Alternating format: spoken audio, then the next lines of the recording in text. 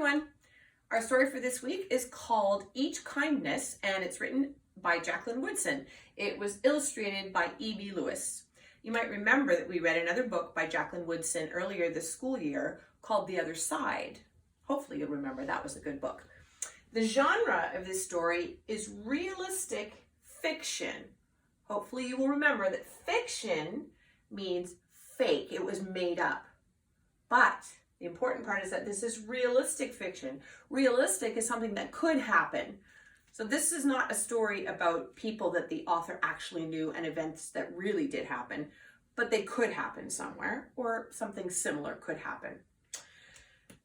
The other thing I want to remark on is there's an award up there on top of the book. It says this book has won the Coretta Scott King Award. This is important because you might remember that person's name. She was married to someone famous that we read about earlier in the school year. Do you remember reading about Dr. Martin Luther King? And he talked a lot about peace and treating people equally, didn't he? His wife continues to do a lot of his work, promoting kindness and treating people fairly. So this book won an award from her organization. So before we read the book, let's look at some vocabulary. Some of the words, on one of the first pages, you're going to see the word brilliant. Brilliant can mean a couple of things. It could mean really incredibly smart, but in this case, in the story, it means very bright. They were talking about the snow, how it fell on the ground and made the world outside brilliant with whiteness. The next word is settled. In this case, it means sat down quietly. The kids settled into their desks at their seats. The word ragged is an adjective. It describes something. It means torn, old. Very often it refers to clothing. The word laced in this case means, well, it means wove together. I'm not sure if you know what that means, but if you take pieces of string and you make lace, it's a very fancy piece of fabric. Oh, I don't have any with me right now, but I do. Anyway, what the girls talked about in the story was that they laced their fingers together. So they would walk around with their fingers intertwined or woven, laced together like that. So they would have their hands laced. Tattered. Tattered is actually a synonym. That means a word that means the same thing as ragged. So it could be well used or ragged. It also means torn or old. Things that are tattered are usually quite old. And the last word, rippled. Shh.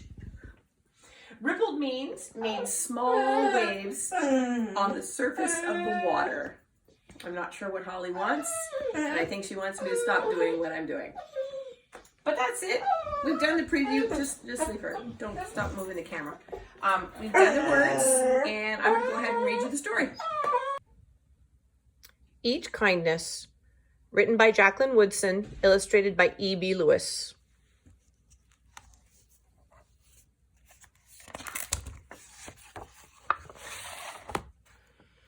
That winter, snow fell on everything, turning the world a brilliant white.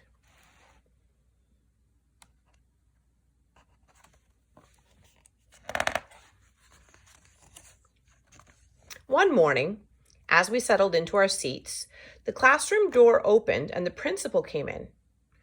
She had a girl with her, and she said to us, "This is Maya."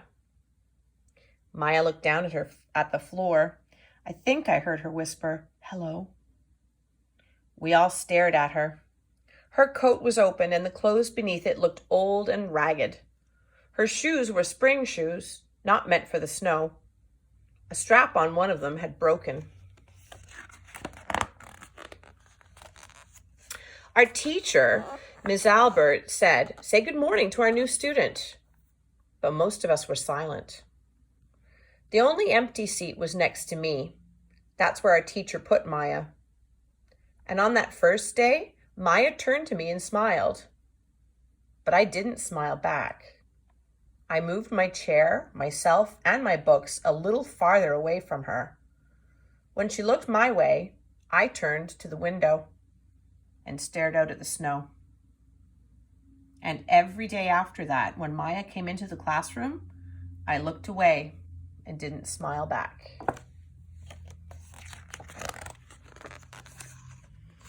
My best friends that year were Kendra and Sophie. At lunchtime, we walked around the schoolyard, our fingers laced together, whispering secrets into each other's ears.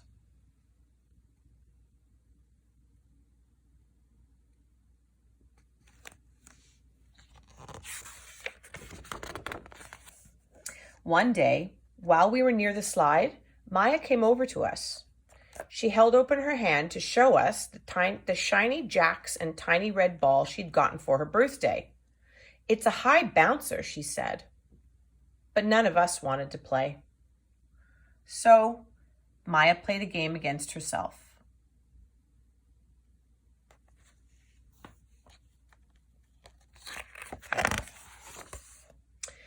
That afternoon, when we got back into the classroom, Maya whispered to me, "Bet you can't guess who the new Jacks champion of the world is."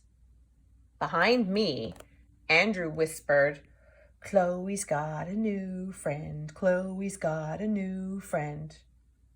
"She's not my friend," I whispered back.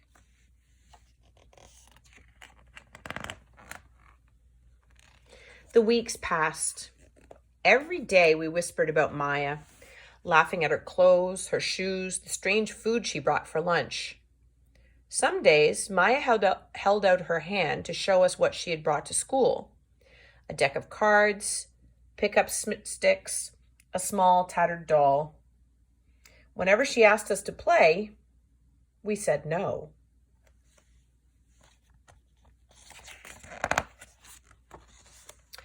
The days grew warmer and warmer. The pond thawed. Grass began growing where snow had once been. One day, Maya came to school wearing a pretty dress and fancy shoes. But the shoes and the dress looked like they'd belonged to another girl before Maya.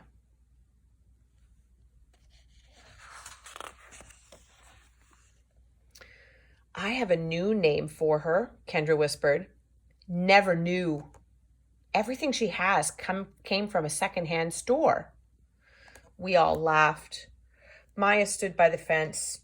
She was holding a jump rope but did not come over to ask us if we wanted to play. After a while, she folded it double, rolled the ends around each hand, and started jumping. She jumped around the whole schoolyard without stopping. She didn't look up once. Just jumped, jumped, jumped. The next day, Maya's seat was empty. In class that morning, we were talking about kindness. Ms. Albert had brought a big bowl into class and filled it with water. We all gathered around her desk and watched her drop a small stone into it. Tiny waves rippled out away from the stone. "This is what kindness does," Ms. Albert said. "Each little thing we do goes out, like a ripple, into the world." Then Miss Albert let us each drop the stone in as we told her what kind things we had done. Joseph had held the door for his grandmother. Kendra helped change her baby brother's diaper. Even mean old Andrew had done something. "I carried the teacher's books up the stairs," he said, and Miss Albert said it was true. I stood there holding Miss Albert's rock in my hand, silent. "Even small things count," Miss Albert said gently. But I couldn't think of anything and passed the stone on. Maya didn't come to school the next day, or the day after that. Each morning, I walked to school slowly, hoping this would be the day Maya returned, and she'd look at me and smile. I promised myself this would be the day I smiled back. Each kindness, Miss Albert had said, makes the whole world a little bit better.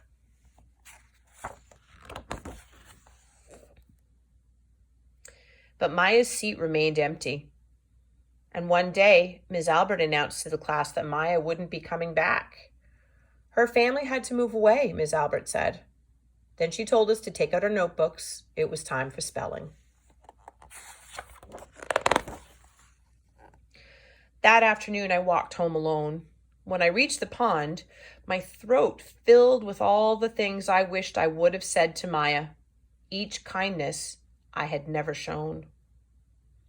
I threw small stones into it over and over, watching the way the water rippled out and away, out and away. Like each kindness, done and not done. Like every girl somewhere, holding a small gift out to someone, and that someone turning away from it.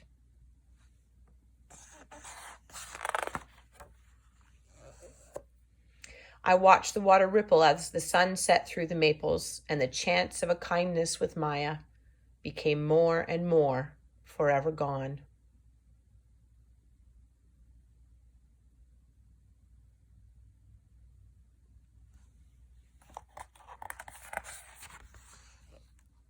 And that's the end of the story.